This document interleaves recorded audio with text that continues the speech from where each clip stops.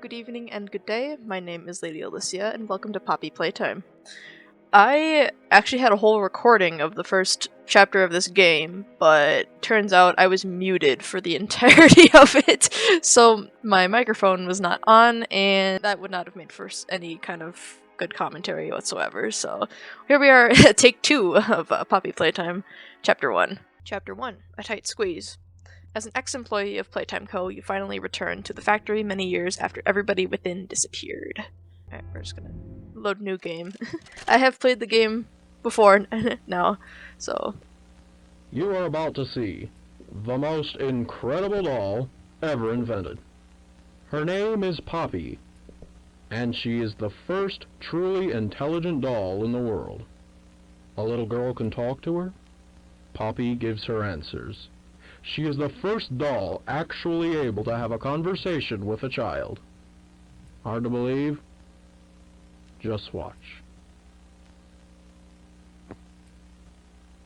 Poppy Playtime! Poppy's as lovable as a real girl, and she talks like one, too. Hi, my name is Poppy. I love you. Can you help me polish my shoes? Why, of course, Poppy. Just like a real girl, Poppy always wants to look her best. Perfect! Thank you. Her hair is sturdy and won't come out when you brush it, and smells just like a poppy flower. Is there anything else you'd like to say, Poppy? I'm a real girl, just like you. What's the time? Playtime! And if you've ever wanted to see how all of the nation's favorite toys were created, Playtime Co. is now offering factory tours at just $2.99 a person. An entire hour in the most magical toy factory on Earth. What are you waiting for? Come visit the factory. We can't...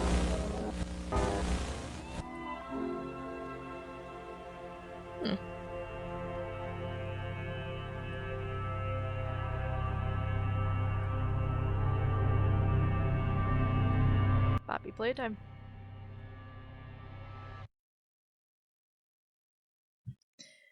Everyone thinks the staff disappeared 10 years ago. We're still here. Find the flower. And then we got the vintage Poppy commercial tape that we just watched. It's the yellow tape. Alright. Here we are in the factory. I think I said this before, but it was really interesting because we see, I think it was like this angle with like the dilapidated entryway in that video, which is really interesting because like I would have felt like in like a introductory video like that it wouldn't have been so dilapidated until the music like distorted and did its little analog horror type thing. But other than that, that was like a really, really good analog horror type video recreation from those vintage type commercials. As you've probably seen from like my welcome video on my channel, I'm a really big fan of that type of analog horror. I love looking at old commercials and old vintage ads and different media like that, because a lot of it's been forgotten, and a lot of it's also in the public domain, so you're kind of free to use it, like, if you want to, for free. And for someone who doesn't have a lot of money and doesn't have a lot of resources as far as, like, filming and video creation goes, it's a good way. Good way to make stuff. I'm the head of innovation here at the Playtime Co. Toy Factory. If you're seeing this, then you're trespassing. Yeah, we play this little tape on loop whenever we close the factory for the day. So, trespasser, just to make you aware, while we pride ourselves primarily on our high-quality toys and excellent child care, we also pride ourselves on our security. It's Huggy's hand. For example, this facility is full of hidden motion triggers, which, once set off, will turn on the factory's emergency alarms and directly contact the authorities. And that's one of the more tame aspects of our security system. No spoilers. So, No spoilers. you got my warning. It's not too late to turn around. I just hope that you're certain whatever you're doing is worth it. It's funny that he says no spoilers for something that would have probably been recorded in the 90s. Did they say no spoilers back in the 90s? I wouldn't really know because I wasn't born yet, but any of my older viewers, I would be curious to hear if that phrasing was used back then. Alright, so we can't go that way because it looks like there's a security lock in there, so we're gonna do this. Let's see, we got boogie butts, we've got huggy boxes that have been ripped open from the inside, so whatever was in there ripped its way out. Same thing with the, well, it's hard to tell with cardboard boxes. We got candy cat, boogie butt, candy cat. Poor boogie butt. It's interesting that this area is so vacant. Like it's definitely been raided by whom we don't know. But it'd be interesting to hear about other people who have been trespassed before or after the Hour of Joy to kind of, you know, check out the old creepy toy factory. It's closed and all that, but like, you know, let's go sneak in and graffiti the walls and stuff. And well, since there's not really much graffiti on the walls, you know, whoever it was stopped them, I'm sure. Alright, so we have green, pink, yellow, and red. We get eat healthy like Braun. Which, based on these posters, I would have thought Braun would have been a bigger character than he was. So it's gonna be green, pink, yellow, red. Was that what it was?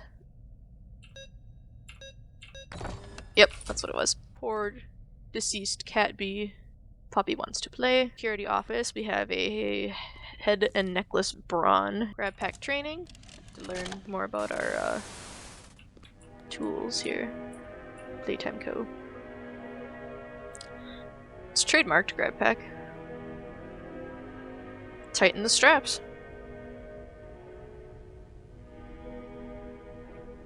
Hold both cannons.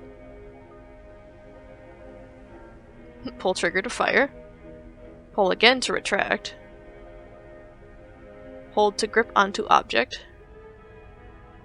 Only fire at small objects and handles.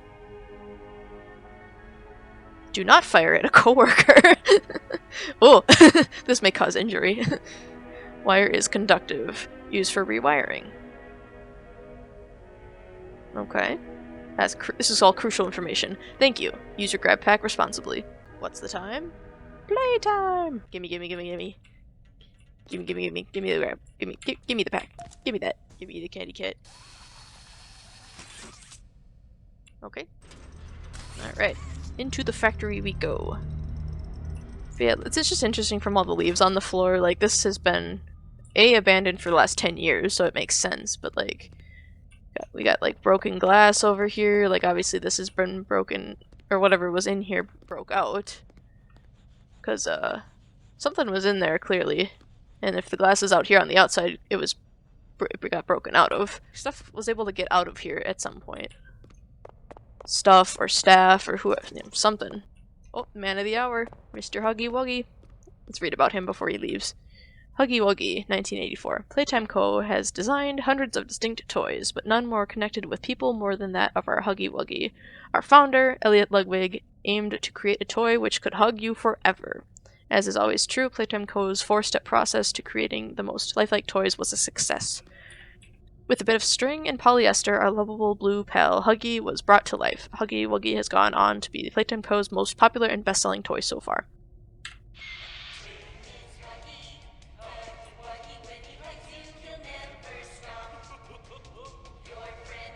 I don't like his laugh. I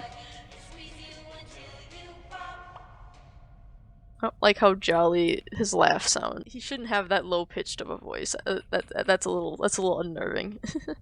Okay, so we have the theater, we got innovation, the innovation wing, power, testing.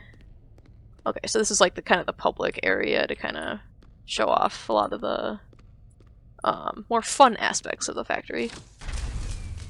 Oh, that's not gonna work. Thank you, sir. Give you a little high five. Thank you, sir. See, it's interesting though, because it's like he gave us the key. I don't know. It's weird. I'm watching you, sir. And remember, do be kind to others. Show up on time. Do not hide behind doors to scare Laith Pierre. Of course, that dude was definitely a wet blanket if they had to make a sign about it. Don't stay past 8 p.m. Don't misuse company time. Don't tamper with machinery. And don't enter Innovation Wing without authorization. Let's see, there's just Boogie Bot over here, and it's just kind of an empty corner with a security camera. Did this move? I thought it was facing the other way, but I guess it wasn't. I'll have to go back and look at that. Alright, we're going to be diverting power, so let's see. And and wire it. Okay. And boop. And he's gone. Where did you go, sir? Make a friend.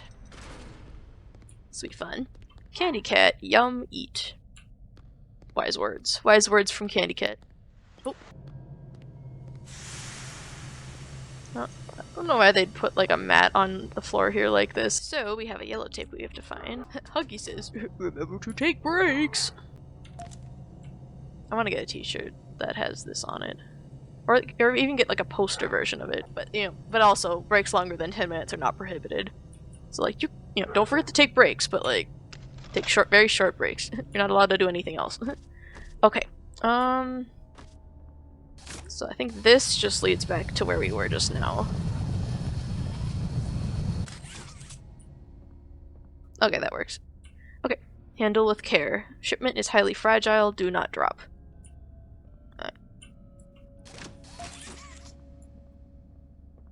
Oh, there's our yellow tape. More parts. We got Boogie Bot parts. Looks like we've got baby doll parts, which is weird because there aren't really any baby dolls that we've seen.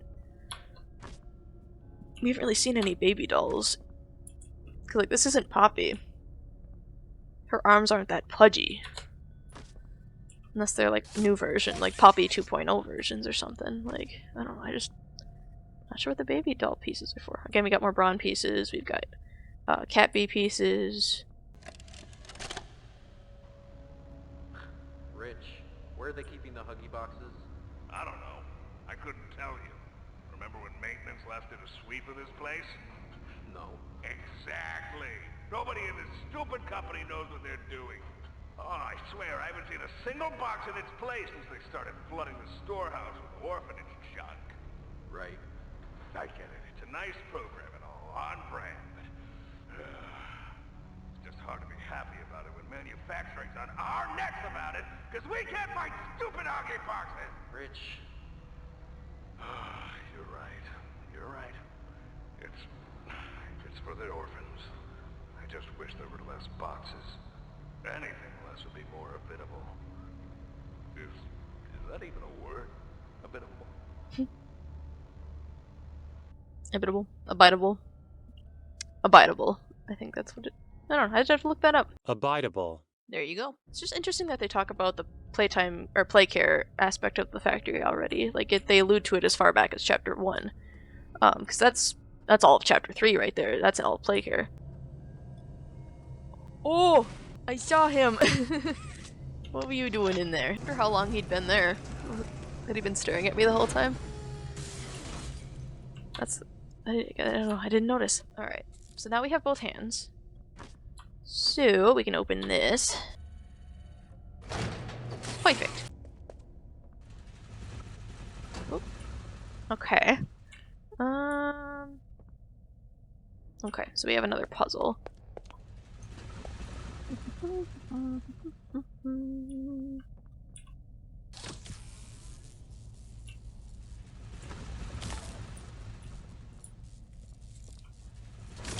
Oh, there we go.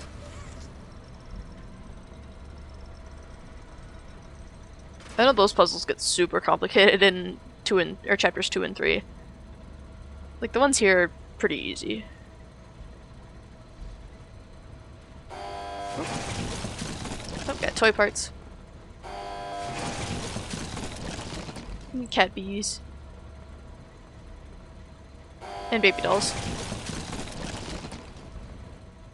Whee! Surprised we didn't cut ourselves on the glass for that one. Make a Friend, 1960. Our founder, Elliot Ludwig, was a visionary. He set the stage for all of Playtime Co.'s greatest feats, yet of all the amazing things that he created, the Make a Friend machine is one of the most creative, impressive, and advanced. It is slowly responsible for nearly every Playtime Co. toy sold on the market to this day. All it needs is to be fed the proper parts, and it will then paint, assemble, and do a quality inspection of the toy all on its own. Gone is the need for complex sorting or backbreaking labor. This machine can do all that and more. Okay, but right now it's on power, so we need to go figure out how to get power back to it. So I'm guessing we have to go up there.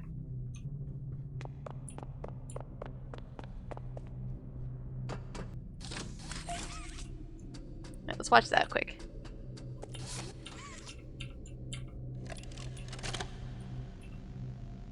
So, Stella, This one's a what made you hand. want to work at the Playtime Co. factory? Hand in front of the face. Playing with toys when I was young was so magical. I could go straight from my bedroom floor to anywhere in the world. It was such a great feeling. And being able to work at a toy factory, somewhere that can provide kids with that same experience, that's a pretty great feeling too. Sometimes though, I really, really wish I could go back. To being a kid, I mean. And it's weird, because adults are just kids, but older. I don't think anyone ever really feels like an adult. But your body just gets older and older, and then you die. And then you die. Poof! Human bodies just can't stay young forever. There's things though, like some trees that can stay alive even while being way older than a person. I mean, the oldest people to ever live are still younger than those.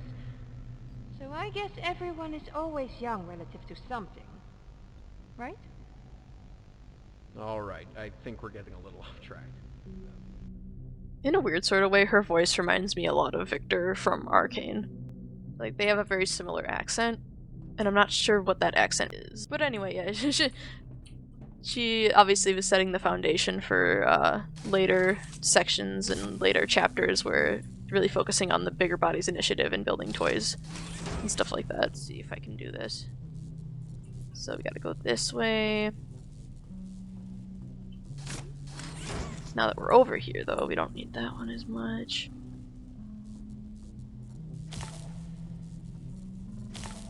Kind of just do a little weavy stuff going on, and then we kind of loop around and...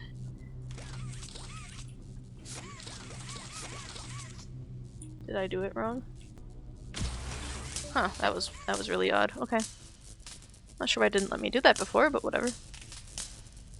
Oh, there it goes. Okay. And running, running, and running, running, and running, running, and running, running, running. That's the thing I love about these indie horror games. They don't have sprint meters. So they can just run forever. Alright. Let's make a toy.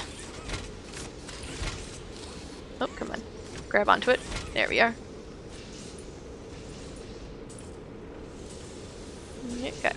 We're making a cat bee, it looks like. Can I go in there? Oh man, I want to get pressed into a toy. Imagine if you could actually do that, like the game would just end right there.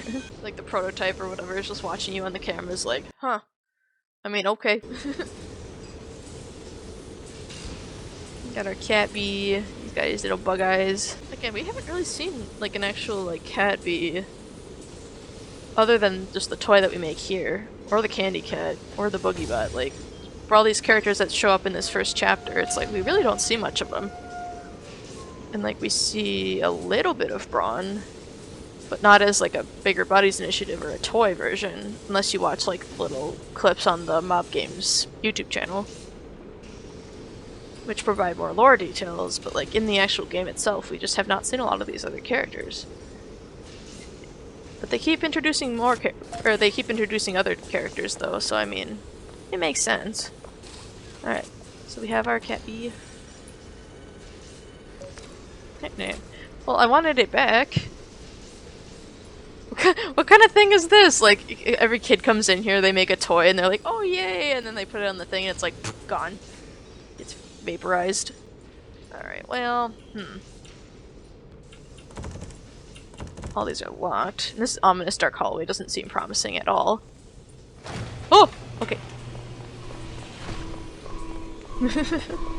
I'm not ready for Huggy. I'm not ready for Huggy. Oh god. Okay, okay, okay.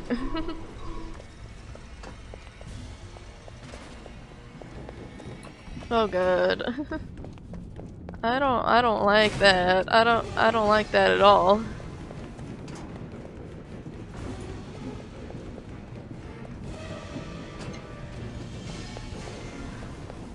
It's tough because you gotta keep looking for the different ways out. But like, you know, obviously don't confuse yourself. Okay, I think this is the right way.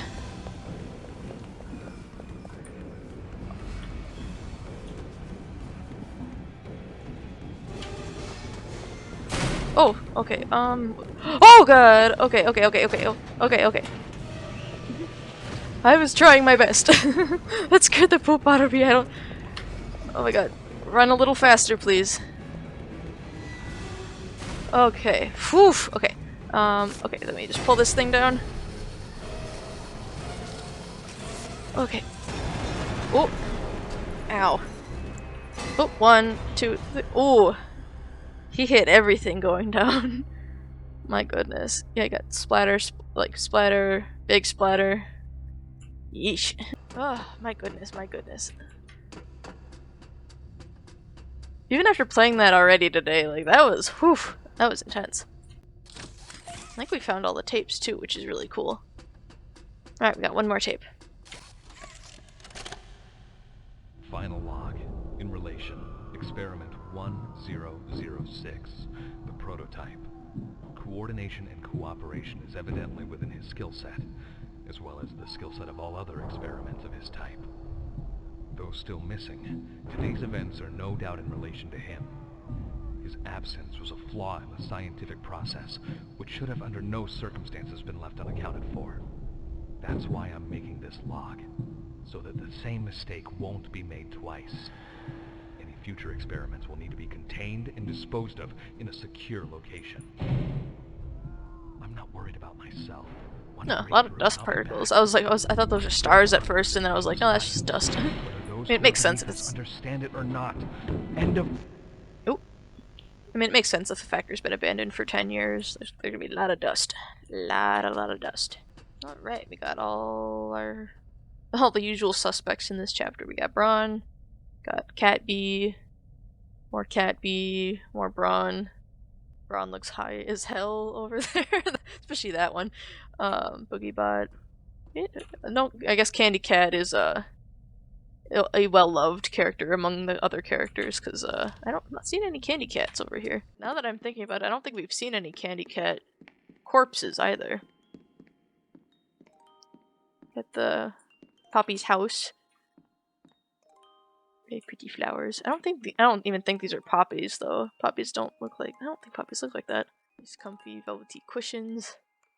This reminds me a lot of like House on the Rock, if any of my Midwestern peeps have been there. It's very mishmash of different styles in one building. Honestly, I get more excited to go there more than like Disneyland. It's one of my it's probably one of my favorite places to go on Earth. Let's see, we got red lamps here. Oh, there she is! Miss Poppy herself.